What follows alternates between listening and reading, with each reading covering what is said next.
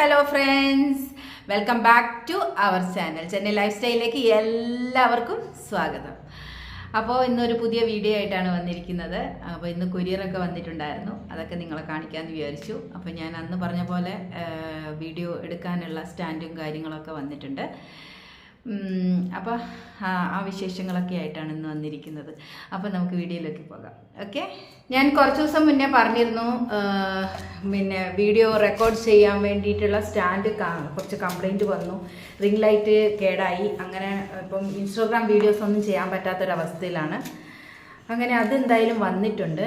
Stand സത്യം പറഞ്ഞു കഴിഞ്ഞാൽ എനിക്കിത് എക്സ്ട്രാ ആണ്, കാരണം ഇത് ഓൾറെഡി ഉണ്ട്.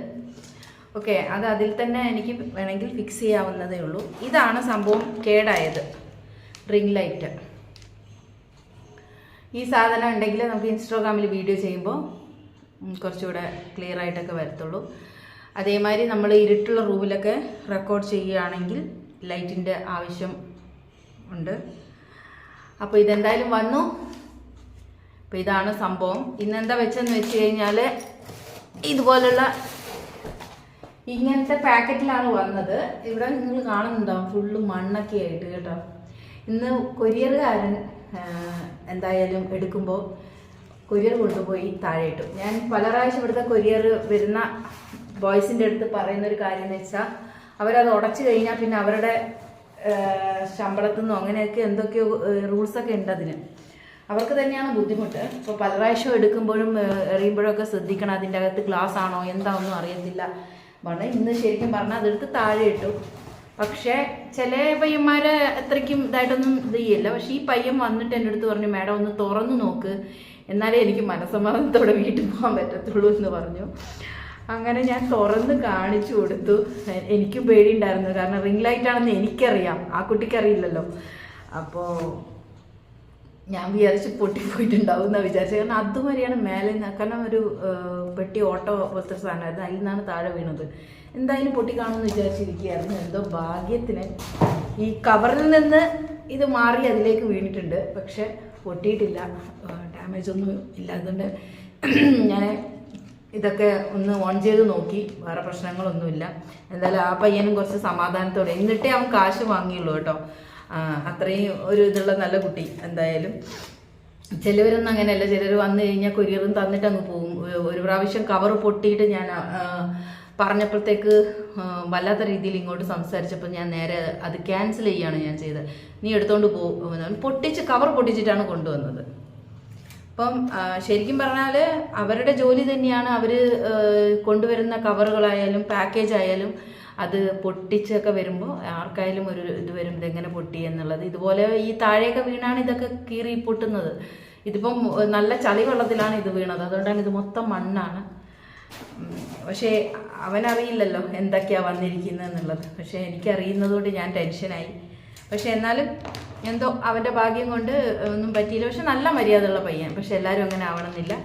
പക്ഷേ കൊറിയർ ആളുകളോട് എനിക്കും പറയാനുള്ളത്, നിങ്ങളെ ജോലിയാണ്, നിങ്ങൾ ഒരുപാട് കഷ്ടപ്പെടുന്നുണ്ട്. പക്ഷേ നമ്മളും അത് കാശ് കൊടുത്ത് വാങ്ങുന്ന സാധനമാണ്. അപ്പോൾ ഇത് നിങ്ങൾ സുരക്ഷിതമായിട്ട് അവരുടെ കയ്യിൽ എത്തിക്കുക എന്നുള്ളത് നിങ്ങളുടെ കടമയാണ്. അത് കറക്റ്റായിട്ട് ചെയ്യുക. പിന്നെ നിങ്ങൾ കൊണ്ടു കൊടുക്കുന്ന വീടുകളിൽ അവർ ലേഡീസിൻ്റെ അടുത്തായാലും ആരുടെ അടുത്തായാലും കുറച്ച് മര്യാദയ്ക്ക് സംസാരിക്കുക. ഇന്ന് ആ പയ്യൻ നന്നായിട്ട് അത് ഡീൽ ചെയ്തു എന്നുള്ളതാണ്. എനിക്ക് ഭയങ്കര സന്തോഷം തോന്നി. ഞാൻ ഇതാണെങ്കിൽ സ്ഥിരമായിട്ട് വരുന്നവരാണെങ്കിൽ എനിക്ക് കൃത്യമായിട്ട് അറിയുന്ന ആളുകളാണ്. പക്ഷേ ഇതിപ്പോൾ സ്ഥിരമായിട്ട് വരുന്നൊന്നുമല്ല, ആദ്യമായിട്ട് വരുന്ന പയ്യനാണ്. പക്ഷെ അവൻ പറഞ്ഞു, തുറന്ന് എന്തെങ്കിലും ഡാമേജ് ഉണ്ടെങ്കിൽ അവൻ പൈസ വാങ്ങാതെ തിരിച്ചു വിടുന്നുള്ള രീതിയിലാണ് അവൻ സംസാരിച്ചത്. സാധാരണ ആമസോണിൻ്റെ നമ്മൾ തുറന്നൊന്നും നോക്കാറില്ല, നമ്മൾ വന്നതിന് ശേഷം എന്തെങ്കിലും ഡാമേജ് ഉണ്ടെങ്കിൽ റിട്ടേൺ അടിക്കുകയാണ് ചെയ്യാറ്. പക്ഷെ ഇല്ല മാഡം, എൻ്റെ മുന്നിൽ തന്നെ തുറക്കൂ എന്ന് പറഞ്ഞപ്പോൾ സത്യം പറഞ്ഞാൽ ഭയങ്കര സന്തോഷം തോന്നി. അങ്ങനെ അതും വന്നു. അപ്പോൾ ഇനി എനിക്ക് തുടർച്ചയായിട്ട് വീഡിയോ എടുക്കാം, വേറെ പ്രശ്നങ്ങളൊന്നുമില്ല. വേറൊരു ദിവസത്തെ വീഡിയോ ആണ്. അപ്പോൾ അത് ഞാൻ റെക്കോർഡ് ചെയ്തിട്ടുണ്ടായിരുന്നു, മുന്നേ എടുത്തു വെച്ചിട്ടുണ്ടായിരുന്നു. അപ്പോൾ ഇത് ഓറഞ്ചിൻ്റെ തൊലിയാണ് കേട്ടോ. അപ്പോൾ ഞാൻ ഓറഞ്ച് എനിക്ക് ശരിക്കും പറഞ്ഞു കഴിഞ്ഞാൽ ഒന്നൊക്കെ കഴിക്കാൻ പാടുള്ളൂ ഒരു ദിവസം.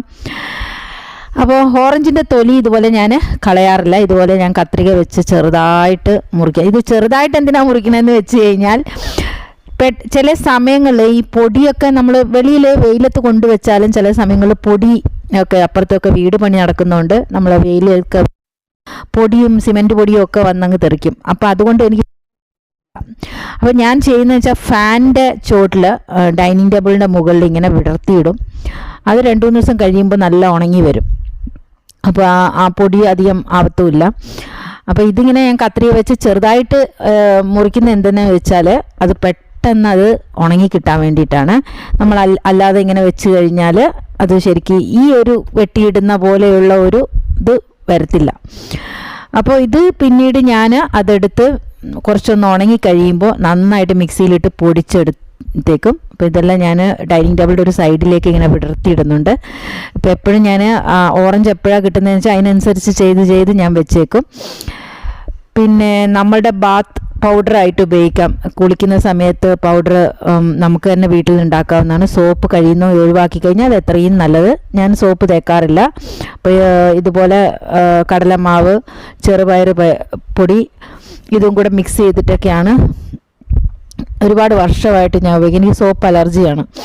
അപ്പം നിങ്ങൾക്കും അതുപോലെ ചെയ്യാൻ കഴിയുന്ന സോപ്പൊക്കെ നമ്മൾ തേക്കുന്നതിനൊക്കെ ഇന്നത്തെ പല കെമിക്കൽസും ഒക്കെ വരുന്നതാണ്. എത്ര ഇനി നല്ല ആയുർവേദിക്കാണ് അതാണ് ഇതാണ് പറഞ്ഞാലും നമ്മൾ വീട്ടിൽ തന്നെ ചെയ്യുന്നതാണെങ്കിൽ അത് പെർഫെക്റ്റ് തന്നെ ആയിരിക്കും.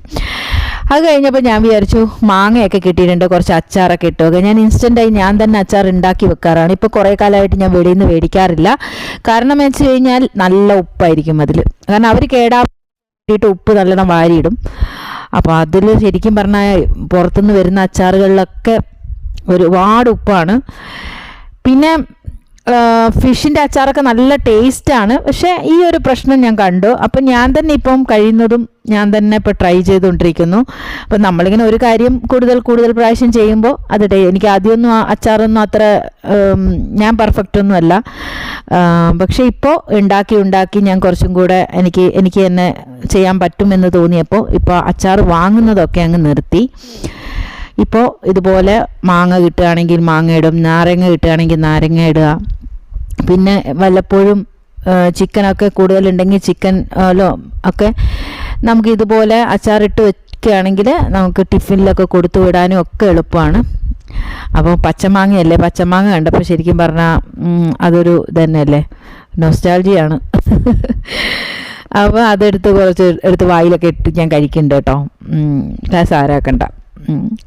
അങ്ങനെ ശരിക്കും പറഞ്ഞാൽ നല്ല സോഫ്റ്റ് ആയിട്ടുള്ള ഒരു നല്ല അടിപൊളി മാങ്ങയാണ് കിട്ടിയിട്ടുള്ളത്. ശരിക്കും പറഞ്ഞാൽ ഇപ്പം മീൻ വല്ലതും ഇരിപ്പുണ്ടെങ്കിൽ മാങ്ങയൊക്കെ ഇട്ട് വയ്ക്കാൻ അടിപൊളിയാണ്. അതുപോലത്തെ മാങ്ങയാണ്. ഞാൻ കുറച്ച് പാടുണ്ട്, എന്നാലും കുഴപ്പമില്ല. ആദ്യം ഞാൻ എല്ലാം നീളത്തിൽ അരിഞ്ഞു വെച്ച് പെട്ടെന്ന് അരിഞ്ഞെടുക്കാൻ വേണ്ടിയിട്ടാണ്. പിന്നെ അതിനെ ഞാൻ നന്നായിട്ട് പീസായിട്ട് ചെറിയ കഷ്ണമായിട്ട് കൊത്തി അരിഞ്ഞു വെച്ചാൽ നല്ല ടേസ്റ്റ് കേട്ടോ. പക്ഷെ അതിനിപ്പോൾ എനിക്ക് സമയമില്ല. അതുകൊണ്ട് പിന്നെ ഞാൻ ശരിക്ക് ഈ ഒരു രീതിയിലാണ് ഞാൻ ചെയ്തെടുത്തത്. അപ്പോൾ ഇത് ആദ്യം ഞാൻ കുറച്ച് ഉപ്പൊക്കെ ഇട്ട് ഞാൻ മാറ്റി വെച്ചേക്കും. അപ്പം ഞാനത് ഉപ്പ് ഇടാൻ വേണ്ടി എടുത്തതാണ്. എല്ലാം വെട്ടിക്കഴിഞ്ഞു. അപ്പോൾ കുറച്ച് ഉപ്പൊക്കെ ഇട്ട് ഞാൻ ഇതുപോലെ പ്ലേറ്റിൽ കുറച്ച് നേരം ഒരു 1.5 മണിക്കൂർ അതുപോലെ വെച്ച് അതിൽ നിന്ന് ഇച്ചിരി വെള്ളമൊക്കെ ഇറങ്ങിയതിന് ശേഷം ഞാൻ അത് അച്ചാർ ഉണ്ടാക്കാൻ എടുക്കുന്നത്. ഞാൻ ചട്ടിയിലാണ് ഇന്ന് ഉണ്ടാക്കുന്നത്. അപ്പോൾ ഞാൻ കുറച്ച് എണ്ണയൊക്കെ ഒഴിച്ച് കുറച്ച് കടുകും ഒക്കെ ഇട്ടിട്ടുണ്ട്. ഇച്ചിരി വറ്റൽമുളക് ഒക്കെ ഇട്ടതിന് ശേഷം ഒരു ടേസ്റ്റ് വരാൻ വേണ്ടിയിട്ട് കേട്ടോ. സാധാരണ പല രീതിയിലൊക്കെ അച്ചാറുകൾ ഉണ്ടാക്കാറുണ്ട്. പക്ഷേ ഇതൊക്കെ എൻ്റെ ഞാനൊരു പ്രാവശ്യം ഉണ്ടാക്കിയ ഞാൻ എൻ്റെ രീതിയാണ്. അതായിരിക്കും എപ്പോഴും ചെയ്യുക. എനിക്ക് തോന്നുന്ന പോലെയൊക്കെയാണ് ഞാൻ ഓരോന്നും ചെയ്യുന്നത് കേട്ടോ. ഇന്നൊക്കെ അത് കറക്റ്റ് അങ്ങനെ ഇങ്ങനെയൊന്നും അളവൊന്നും ഇല്ല. എനിക്ക് തോന്നുന്ന പോലെ അളവ് തോന്നുന്ന പോലെ അതെങ്ങനെയെങ്കിലൊക്കെ അങ്ങ് ശരിയാവും. അതൊക്കെ നമ്മൾ പറയുന്ന പോലെ അമ്മമാർ ചെയ്യുന്ന പോലെയൊക്കെയുള്ള അവർക്കൊക്കെ ഭയങ്കര മനക്കണക്കാണ് കേട്ടോ. എനിക്ക് ആ പരിപാടിയൊന്നുമില്ല. എനിക്ക് തോന്നുന്ന പോലെ മെഷർമെൻറ്റും ഒന്നുമില്ല. എനിക്ക് തോന്നുന്ന പോലെ മഞ്ഞപ്പൊടി മുളക് പൊടി എന്നൊക്കെ പറഞ്ഞുകൊണ്ട് വലിച്ചു വാരി ഇടുകയാണ് ചെയ്യുന്നത് സാധാരണ. അതാണ് എൻ്റെ പാചകം. കൊത്തിയരിഞ്ഞ ഇഞ്ചി വെളുത്തുള്ളി ഒക്കെ ഇടുന്നുണ്ട്. അവ ഒന്നുകൂടെ ടേസ്റ്റ് ആയിരിക്കും. പക്ഷേ ഞാൻ പച്ചമുളക് ഇട്ടിട്ടില്ല. പച്ചമുളകും പിന്നെ മറ്റേ റെഡ് ചില്ലിയും കൂടെ ഇടുമ്പോഴത്തേക്ക് ഒട്ടാക്ക് ഭയങ്കരമായ എരിവ് വരും. അതുകൊണ്ട് ഞാനത് പച്ചമുളക് ഇതിലിട്ടിട്ടില്ല. പച്ചമുളകും കൂടെ ഇടാറുണ്ട് സാധാരണ ചെയ്യുന്ന വെച്ചാൽ ഉപ്പിൽ പച്ചമുളകും അതും ഉപ്പും ഒക്കെ ഇട്ടിട്ട് നന്നായിട്ട് കുറച്ച് ദിവസം 2 ദിവസമൊക്കെ ഞാൻ കുപ്പിയിലിട്ട് വെച്ചേക്കും. അതിന് ശേഷമൊക്കെയാണ് ചെയ്യുന്നത്. ഇതിപ്പോൾ ഞാൻ പെട്ടെന്ന് ഉണ്ടാക്കി എടുക്കുകയാണ്. കുറച്ചും കൂടെ എണ്ണ ഞാൻ നന്നായിട്ട് ചേർത്ത് കൊടുക്കുന്നുണ്ട്. അതിന് ശേഷം നമ്മളുടെ മാങ്ങ അതിലിടുന്നുണ്ട്. പച്ചമാങ്ങ കണ്ടു കഴിഞ്ഞാൽ തിന്നുന്ന പരിപാടി എനിക്ക് കുറച്ച് കൂടുതലാണ് കേട്ടോ.